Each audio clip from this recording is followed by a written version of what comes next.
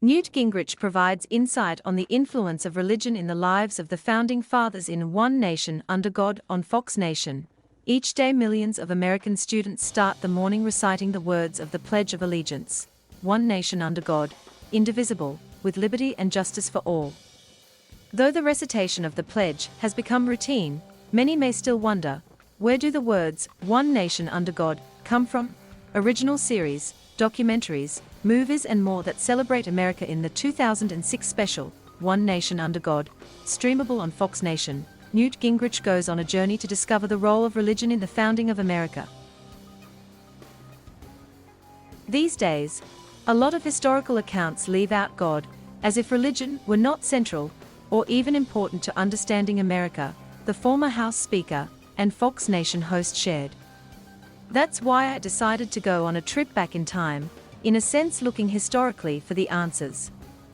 Gingrich's trip led him first to explore the National Archives, where the Declaration of Independence is kept. The Declaration states Americans are endowed by their Creator with certain unalienable rights to life, liberty, and the pursuit of happiness. Wilfred McClay, of the University of Tennessee, spoke to Gingrich about the significance of these words. What's important about that language is that these are rights that are inherent in being human, he explained. They don't derive from governments. They don't derive from rulers. They don't derive from smart philosophers. They derive from nature, and nature is God. After the Revolutionary War, the Founding Fathers still recognized the importance of divine providence in the founding of the United States and continued to keep God at the center. Religious freedom, Gingrich shared, is guaranteed in the first 16 words of the Constitution's First Amendment. Congress shall make no law respecting an establishment of religion, or prohibiting the free exercise thereof.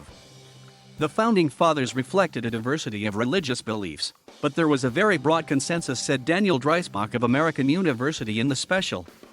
It was in the interest of the civil state to have a vibrant religious culture unleashed by religious freedom, religious liberty.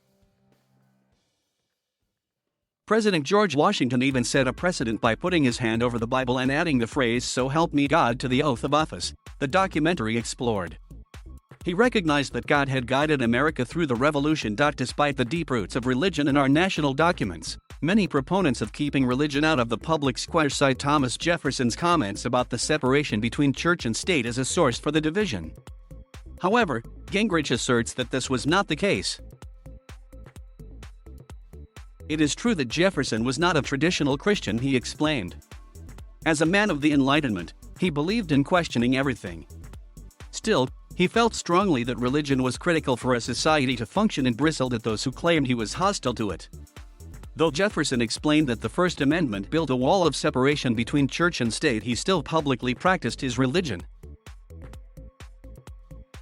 In fact, historical experts explained how Jefferson attended public church services every Sunday in the Capitol building and permitted church services to be held in executive office buildings. On a Sunday in Washington in the 1810s, you would have had services going on in all branches of government. Library of Congress historian James Hudson said, "You could actually say that the state became the church on Sunday in Washington, and so, some of these arguments we're having today about religion in the public square are certainly not grounded in the historical record."